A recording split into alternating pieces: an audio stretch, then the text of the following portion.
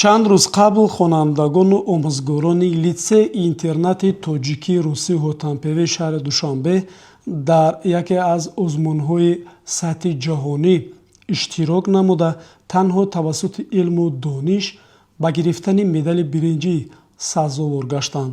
салом тамошобинони гиромӣ, нашри навбатии барномаи соҳибистеъдодро ин лаҳзаҳо пешниҳоди шумо мегардонем. хонандагони тоҷик пас аз иштирок дар олимпиадаи сатҳи ҷаҳонӣ ба дастоварди назаррас ба ватан баргаштанд. дар фурудгоҳи байналмилалӣ Душанбе ғолибони олимпиадаро наздикону омӯзгорон ва масъулини соҳаи марбута истиқбол гирифтанд. муҳаммад Ёсин Маъмуров, хонандаи синфи 11-уми литсеи интернати тоҷикии русӣ ҳотан ва певеи шаҳри Душанбе дар ҳайати дастаи мунтахаби ҷумҳурии Тоҷикистон дар 56-умин олимпиадаи ҷаҳонӣ аз фанни физика, ки аз 4 то 12 июли соли 2026 дар ҷумҳурии Колумбия баргузор гардид, иштироки фаъолона намуда соҳиби медали биринҷӣ гардид. ман дар олимпиадаи ҷаҳонӣ, ки дар он аз 95 давлат иштирок кардам, сазовори ҷои сеюм гаридам. раҳмат ман мерасонам ба устодоям, ки дар ин роҳ мана ёрдам карданд. ба пешвои миллат муҳтарам Эмомалӣ раҳмат мерасонам, ки моро ҳамхе имконият метавонад дар авхали олимпиадаҳои сатҳи ҷаҳонӣ иштирок кунем. дар олимпиадаҳои ҷаҳонӣ иштирок кунем ва сазовори медал шавем. дар ин олимпиадаи бонуфуз зиёда аз 450 нафар хонанда аз 90 кишвари ҷаҳон иштирок намуда барои дарёфти ҷойҳои ифтихорӣ рақобат намуданд. ба даст овардани медал дар сатҳи ҷаҳонӣ нишонаи дониш, маҳорат ва омодагии баланди хонандагони литсеи интернати тоҷикии русӣ ҳотан ва певеи шаҳри Душанбе мебошад. албатта натиҷаи шогирди мо боиси ифтихори на фақат муассисаи мо, балки боиси ифтихори ҳамаи кишвари мо мебошад, ки дар чунин озмуни олимпиадаи ҷаҳонӣ бонуфуз сазовори медал гаштааст. барои дигар хонандагон намунаи беназир мебошад. имрӯз бисёр як фазои хуб хотирмон аст дар сартосари пойтахти кишварамон, ки яке аз дастовардҳои бонуфузи сатҳи ҷаҳониро пазироӣ менамоем. шахсан барои маърифчиёни пойтахти мамлакат ва кулли маърифчиёни кишвари азизамон бисёр як дастоварди сатҳи баланд арзёбӣ мегардад, ки дар раддабандии олимпиадаҳои байналмилалӣ олимпиадаи ифо яке аз олимпиадаҳои сатҳи умумиҷаҳонӣ ҳисоб мешавад, ки Маъмуров Муҳаммад Ёсин, хонандаи муассисаи таълими хусусии ҳотан ва певе, тавонист шараф ва обрӯи илми тоҷикро дар сари байналмилалӣ, ки дар кишвари Колумбия баргузор гардид, бо гирифтани медали биринҷӣ муаррифӣ намояд. миннатдории самимии маърифчиёни пойтахти мамлакат ба асосгузори сулҳу ваҳдати миллӣ, пешвои муаззами миллат ва ба раиси маҷлиси миллии маҷлиси олии ҷумҳурии Тоҷикистон муҳтарам Рустами Эмомалӣ барои фароҳам овардани шароити мусоид ба хонандагони пойтахти мамлакат, ки метавонанд дар арсаи байналмилалии илми тоҷикро муаррифӣ намоянд, мерасонем ва ин дастоварди назаррасро ба ҳамаи маърифчиёни пойтахт ва кишвари азамон муборакбод мегӯем. олимпиадаи байналмилалии фаннӣ яке аз бонуфузтарин майдонҳои рақобати зеҳнии хонандагон дониста мешавад, ки сатҳи дониш, маҳорат ва қобилияти эҷодии онҳоро дар арсаи ҷаҳонӣ муайян месозад. иштироки назаррас ва ба даст овардани ҷойҳои ифтихорӣ дар чунин олимпиадаи байналмилалӣ нишондиҳандаи рушди фаъолияти омӯзгорони литсеи интернати тоҷикии русӣ ҳотан ва певеи шаҳри Душанбе мебошад. خیلی خوشحال و سربلند هستم که و میفخرم که پسری من در المپیادای بین‌المللی سزاوار جای نمایان گردید است و گفتنیم که با اساسگذار صلح و وحدت پیشوای معظم ملت جناب عالی برای دستگیری جوانان صاحب استعداد در این رویه علم و دانش اظهار صمیمی خودم را بیان می‌نمایم و با آموزگارانی که در این راهنما پسری من را دستگیری کردند با آنها تشکر زیاد گفتنیم. боиси хушнудист, ки хонандаи синфи 11-уми литсеи интернати тоҷикии русӣ ба номи ҳотан ва певеи шаҳри Душанбе Муҳаммад Ёсин Маъмуров дар ҳайати дастаи мунтахаби ҷумҳурии Тоҷикистон дар 56-умин олимпиадаи ҷаҳонӣ аз фанни физика сазовори медали биринҷӣ гардид. олимпиадаи мазкур аз соли 1967 ташкил ёфта, пас аз он ҳамасола бо ҳадафи дарёфт ва муаррифии чеҳраҳои физикдон аз саросари ҷаҳон дар кишварҳои мухталиф баргузор карда мешавад. довталабон дар ду бахш амалӣ ва назариявӣ дониши худро санҷида аз ҷониби беҳтарин мутахассисон баҳогузорӣ карда мешавад.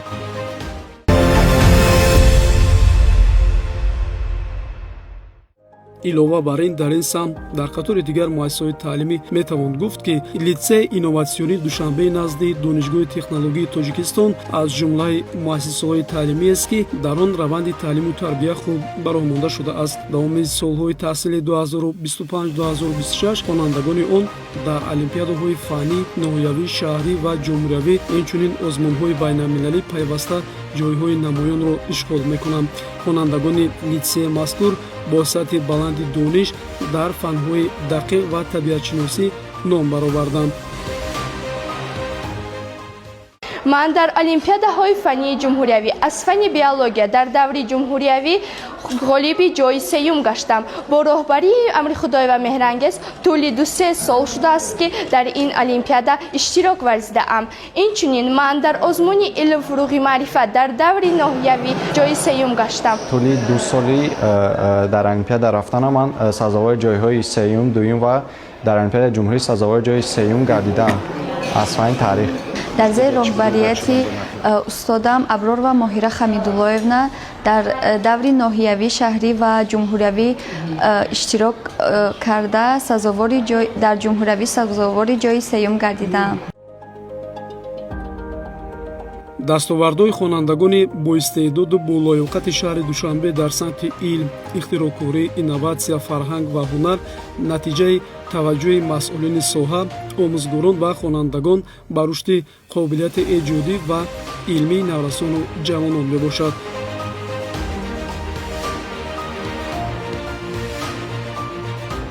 тӯли чанд сол аст ки дар даври ноҳиявӣ, шаҳрӣ ва ҷумҳуриявӣ олимпиада аз фани биология иштирок карда сазовори ҷойи намоён гардидам ва соли гузашта тавонистам дар даври ҷумҳуриявӣ сазовори ҷойи аввал гардам ва имсол дар даври ҷумҳуриявӣ сазовори ҷойи дуюм гаштам. ман бо роҳбарии устодонам Амри Худоев меҳрангез ба ин олимпиада омодагӣ дида истодам ва боз мехоҳам ки дар олимпиада дар озмуни илм фуруғи маърифат низ иштирок кунам. ман дар олимпиадаҳои байналмилалии ИКО ва ҷСО иштирок кардам ва дар олимпиадаи байналмилалии ИКО ҷои аввалин гардидам. дар 2 соли охир мешавад ки ман дар озмуни ҷумҳуриявии илм фуруғи маърифат аз фани математика бо роҳбарии устодам Ҳасан ва Райҳонгул дар тӯли 2 сол ҷой гирифтаам ва инчунин гирандаи стипендияи раиси шаҳр дар соли хониши 2025 мебошам. дар солҳои охир сатҳи фаъолият ва иштироки хонандагони муассисаҳои таълимӣ аз ҷумла гимназия рақами 74 ноҳияи Фирдавсӣ дар олимпиадаи фанӣ аз ҷумла олимпиадаҳои ҷумҳуриявӣ ва озмунҳои сатҳи ҷумҳуриявӣ ба монанди илм фуруғи маърифат, фуруғи субҳи донои китоб аст ба табъи назаррас афзоиш ёфтааст. дар соли таҳсили 2025-2026 дар муассиса соҳиби дастовардҳои хеле зиёд гардидам. аз озмунҳои ҷумҳуриявӣ сар карда то олимпиадаҳои фанӣ байни хонандагон. бояд қайд кард ки дар соли 2026 дар ҷамъбасти олимпиадаи фанӣ мактабачагон дар даври ҷумҳуриявӣ муассиса соҳиби 34 ҷой гардидааст ки аз он 7 ҷои якум, 7 ҷои дуюм, 18 ҷои сеюм ва 2 ҷои ифтихорӣ ки ин дастоварди хеле калон аст. ин заҳмати омӯзгорони мо ва хонандагони муассиса мебошад ки мо хеле шод аз инем, қадрдонӣ мекунем ва ифтихор бо ин хонандагони худ мекунем. инчунин бояд қайд кард ки дар даври аввали озмуни ҷумҳуриявӣ фуруғи субҳи донои китоб аст. 9 нафар хонандагони мо роҳхат ба даври дуюм гирифтанд ва 1 нафар омӯзгори мо Ғиёсова Гулчеҳра низ ҳамчун иштирокчии фуруғи субҳи донои китоб аст сазовори ҷойи 3 гардида ба даври дуюми озмуни ҷумҳуриявӣ фуруғи субҳи донои китоб аст роҳхат гирифтанд. дар озмунҳои шаҳрӣ низ хонандагони мо имсол хеле хуб баромад намуда 2 нафар хонанда дар даври дуюм ноҳиявӣ озмуни тоҷи сари ҷумла ҳунарҳоз илм ҷои якум ва дуюм гардиданд. Абдуллоев Абдулло дар номинатсияи ихтироъкорӣ ва навоварӣ соҳиби ҷои якум ва Худоиев Мухамин сазовори ҷои дуюм гардиданд. дар озмуни забондони ҷаҳондонӣ низ хонандаи синфи 11 мо Бахтибекова Аниса хонандаи синфи 11 сазовори ҷои сеюм дар даври ноҳиявӣ гардида ба даври дуюм роҳхат гирифтанд.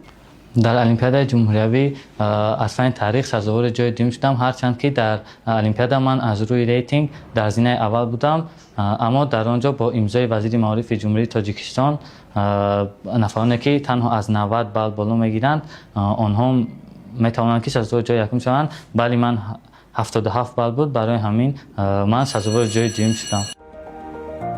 با مقصد دریافت نمودن خوانندگان فعال و ایجادکار، تشبثکار، نوآور و دستگیری نمودن آنهایی که از نویگری‌های علم و تکنیک باخبر هستند تا به امروز از جانب مسئولین تدبیرهای مهم در این سمت اندیشیده شده است.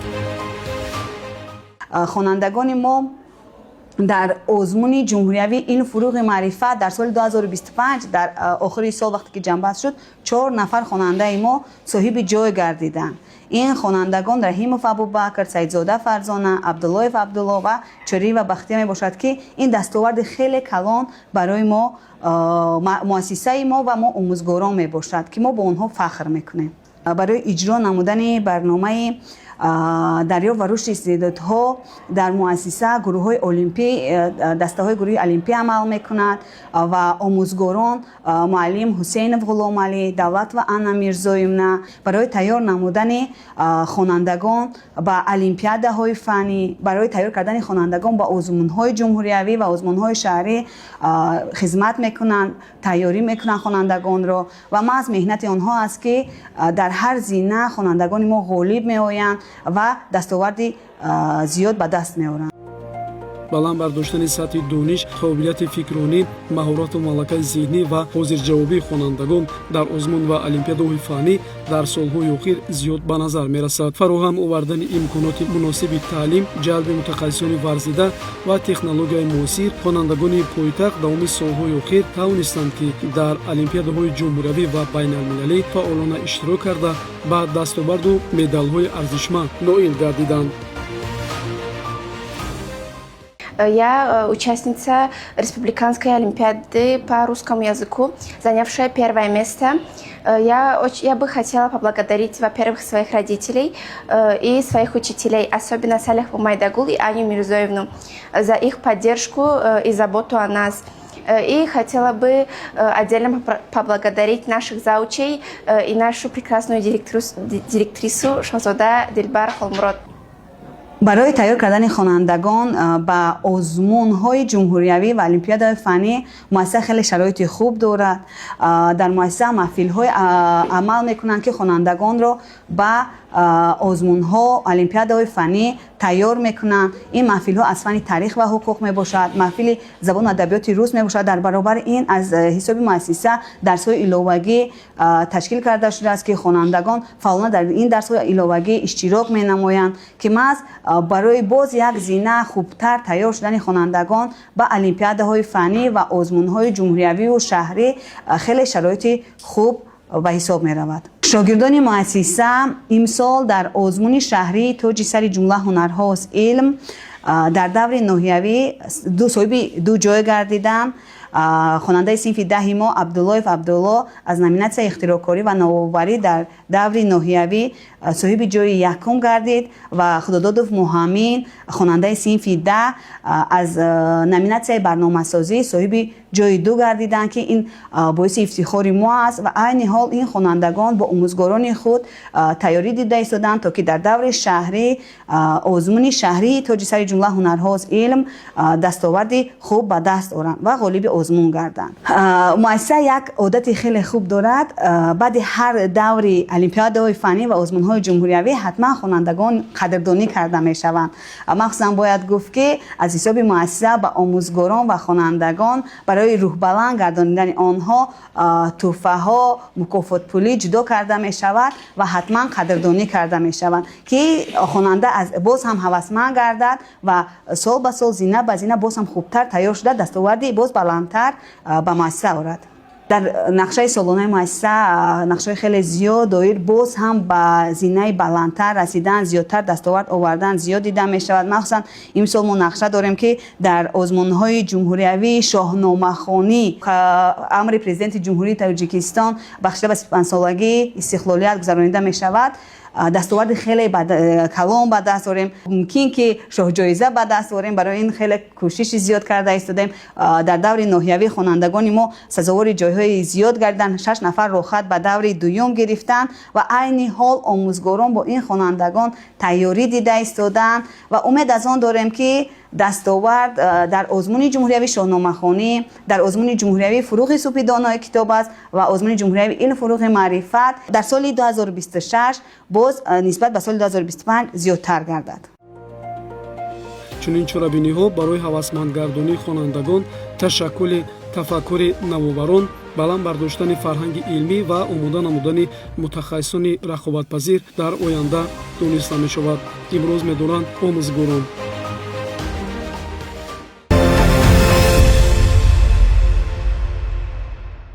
тибқи маълумоти масъулини соҳа, солҳои охир бо фароҳам гардидани шароити имкониятҳои муносиби илмомӯзӣ дар муассисаҳои таълимӣ шумораи иштирокчиёни озмун олимпиадаҳо зиёд гардидааст. воқеан ҳам имрӯз наврасону ҷавонони кишвар бо истифода аз шароити имкониятҳои назаррас дар бонуфузтарин озмунҳои сатҳи ҷумҳуравӣ ва байналмилалӣ иштирок намуда ба гирифтани ҷоизаҳои баланд сазовор мегарданд. барномаи навбатии соҳибистеъдод инҷо ба анҷом мерасад. то нашрҳои дигар саломату комёб бошед.